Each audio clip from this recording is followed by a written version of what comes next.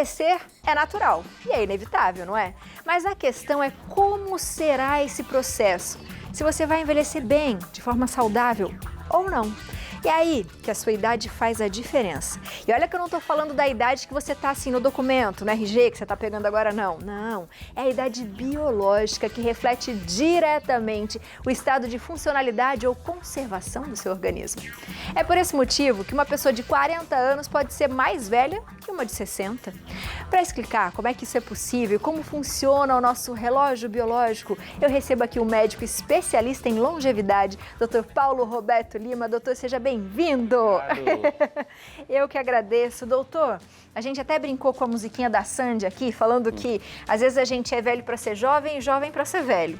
Isso tem tudo a ver com a nossa idade mesmo, cronológica e biológica? O que é uma coisa e o que é a outra? Olha, a idade cronológica é essa idade que está no nosso RG. 10 anos, 5 anos, essa idade é imutável. Agora, a idade biológica, não. A idade biológica a gente caracteriza com o nosso estado de dentro, né? Como a nossa biologia responde ao que a gente agride o nosso corpo. E às vezes tem coisas que a gente agride que tem a ver com os nossos hábitos, como cigarro, bebida, noite mal dormida, ou às vezes tem coisas também que agridem o nosso corpo sem a gente querer.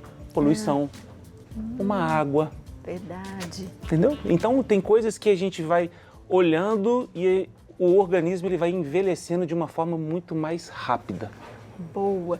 A gente tem quando vai na academia, por exemplo, a primeira vez, a gente faz uma avaliação física, que me lembrou isso agora, vamos ver como é que é. E aí você faz um exercício de alongamento. E eles falam assim, eu quero ver quantos anos você aparenta ter. Tem a ver com isso? Não. Não? Não. Porque às vezes falam assim, esse corpo aí é de 70 anos? Não. Isso tem mais, às vezes, com o próprio organismo mesmo, né? Agora, determinar mesmo a idade cronológica e biológica pode até ser um bom fator, mas esse não é bem o determinante. A gente consegue determinar com outros estudos, com polimorfismo, com o estudo do sangue. Olha, é muito interessante porque dentro do nosso organismo nós temos os telômeros e a gente pode até pedir exames chamados os telomerases, que são as capinhas que revestem, né, o nosso composto de dentro do nosso corpo. E dependendo de como ele está ali, a gente consegue determinar a idade biológica. Uma outra forma também de a gente ver essa idade biológica é a gente interpretar o sangue. A gente consegue ver isso através da microscopia de sangue, né? Da microscopia do sangue, que a gente coloca no microscópio e a gente consegue identificar, até colocar aqui, ali no telão. É isso, doutor? Olha que legal. Isso aí eu faço no consultório. Isso é o meu dia a dia, né? A microscopia de campo escuro. Esses vermelhinhos ali, eles são as hemácias. Essas hemácias, elas têm uma característica própria. Então, elas têm que ser circulares, de uma forma, né, o que a gente chama de poiquilocitose. Ela não pode ter forma irregular. Ela tem que ser igual, um tamanho igual, uma coloração igual, dentro de um terreno biológico, que aquilo ali a gente chama de terreno biológico, onde ela tenha mobilidade. Ali é uma foto, mas nesse terreno biológico, que foi colhido até hoje, esse terreno biológico, as hemácias têm que andar. Elas têm que estar dentro desse plasma, desse terreno biológico, elas têm que andar. Quanto mais imóvel ela está, a gente percebe que tem umas manchinhas brancas ali, né, como se fosse uma teia de aranha, aquilo ali é fibrina. Aquela fibrina faz com que essa hemácia, ela grude. Isso às vezes ocasiona, olha só, você estava falando ali agora, né? Ocasiona dores articulares, dores de cabeça. O paciente às vezes vem com queixa de queimação. Então, vem com um quadro de insônia. E quando a gente vai fazer o exame de microscopia de campo escuro, a gente encontra um terreno biológico em desarmonia. Então você consegue, doutor, nesse exame, verificar o que eu posso estar sofrendo já por isso? Ótima pergunta. Sim. Tem pacientes, às vezes, que chegam lá, eles nem têm uma queixa específica. Muitas vezes, alguns pacientes chegam até por curiosidade. Sim. Olha, eu vi, o senhor fez isso com um amigo meu e eu quero entender o que é. E quando a gente vai ver, às vezes a gente consegue identificar deficiências de vitaminas e minerais. Então a gente olha a hemácia, a gente vê às vezes uma hemácia pequenininha ou uma hemácia muito grande. A gente pode falar, olha, provavelmente tem uma deficiência de B12, de ferritina.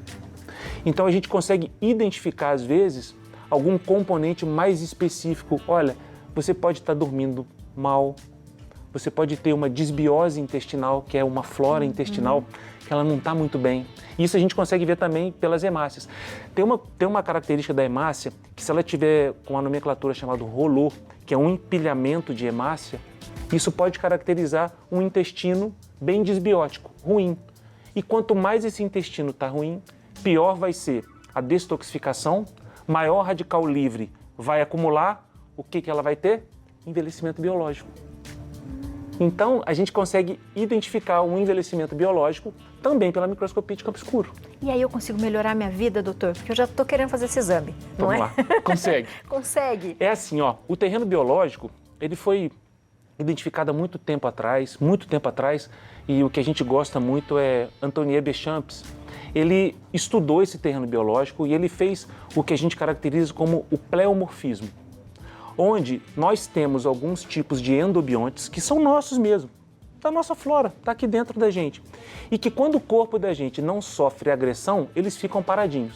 Mas quando o corpo sofre agressão, bebida, noite mal dormida, muito abalada, inatividade física, sedentarismo, estresse, remédios, essa quantidade de omeprazol, remédios como estatina para baixar colesterol, quando não é prescrito de uma maneira muito específica, né, é muito raro a gente ter que prescrever isso.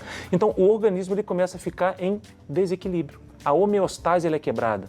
Então, esses endobiontes, eles começam a ter uma valência maior. E aumentando essa valência, eles começam a ficar patogênicos. Começa a prejudicar a gente. E aí que tem o X da questão. Às vezes não dá sinal e sintoma. Às vezes fica 5, 6, 7 anos, 10 anos. A pessoa às vezes só tem cansaço, uma fadiga, dorme mal. E às vezes pensa assim, é do dia a dia, é porque eu trabalhei muito, é porque eu me exercitei demais, ou é porque eu bebi pouca água. Mas não, às vezes a agressão, né, o que a gente fala é dos antioxidantes e dos oxidantes, às vezes está ganhando mais o oxidante. Então o corpo ele começa a ficar em desarmonia. É o que a gente chama de desarmonia do terreno biológico. Doutor, isso é fantástico, porque a gente geralmente quando pensa nisso, na idade biológica e cronológica, a gente pensa muito na aparência, né? Quando o senhor fala, eu fiquei pensando isso, falei, tem pessoas que eu conheço que têm 60 anos, que você olha, e com certeza isso tem a ver também, mas não é só isso, né? Ela é jovial, né? Uma pessoa que pratica exercício, você vê que tem uma vida diferente, a pele é bonita, isso influencia também, a gente consegue ver essas características também na aparência, consegue?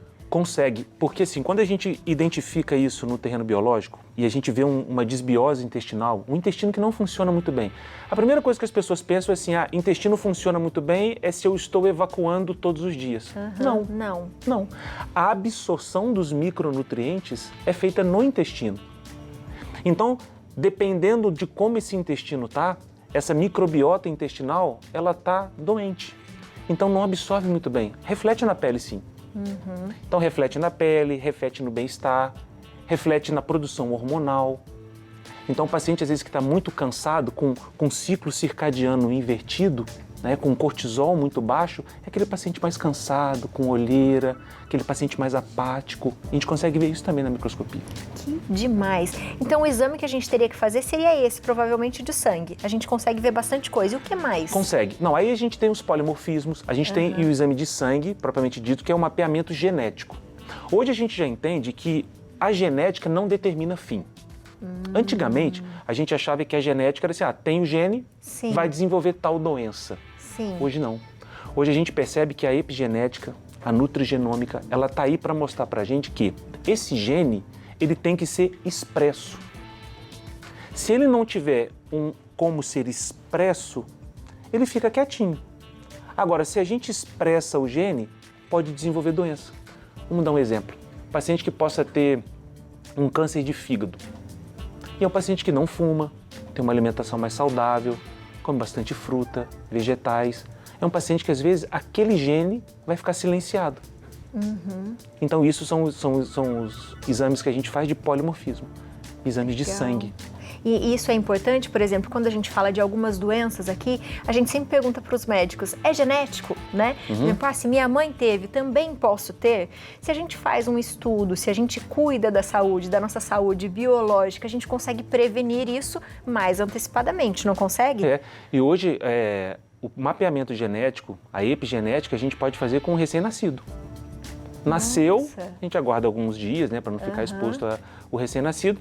E é fácil, um algodãozinho, né, que coloca na boca e manda para o laboratório. O laboratório, ele isola aquele DNA e vai ver ali quais são os alelos, quais são os genes que podem ter alguma modificação, alguma mutação, e a gente não expressa esse gene, a gente trabalha. Aí leva para um médico que sabe interpretar, ele interpreta aquele achado ali. Doutor, que fantástico que é a legal, tecnologia, né? e os exames. Então é possível a gente ter 60, 70 anos, não só com a carinha dos 40, mas também com o corpo, com a mentalidade, ser jovem? Inclusive, olha, falando agora de 70 anos, né? Tem um gene chamado ApoE, ele é expresso no Alzheimer. E a gente consegue identificar esse gene. Então vamos supor que o paciente tem esse gene expresso. Né? O que esse paciente precisa? Ter uma alimentação com menos carboidrato, menos açúcar. A gente sabe hoje que o diabetes tipo 3 é considerado Alzheimer. Então, assim, colocar boas fontes de ômega 3, boas fontes de antioxidante. Então, a gente melhora o organismo desse paciente para quando ele chegar lá numa idade mais adulta, 60, 70 anos, ele não ser acometido com esse Alzheimer. Ou, se o for, ser atenuado. Você tem uma melhor qualidade de vida, porque Muito você melhor. já está se cuidando previamente. Muito melhor. Doutor, eu quero ser jovem. Eu também. Meu slogan é ser jovem, é envelhecer o mais jovem possível. Exato. É isso que é o legal. Morrer todo mundo vai, graças a Deus, né? Graças a Deus. Do pai a gente veio, pro pai a gente vai voltar. Mas a forma que a gente pega o nosso nascimento até a nossa morte é o que a gente chama de vida. Então a gente tem que viver bem. Então passa por todo esse âmbito. Que demais. Então se alimente bem, cuide da Isso. saúde. Né? O Exato. que mais, doutor? Alimentar bem, dormir muito bem. O cortisol ele é muito importante. A gente tem um eixo chamado HPA, que é hipotálamo pituitário adrenal, onde tem o cortisol. Então, dormir realmente é um elixir da juventude. Né? Fazer exercícios físicos.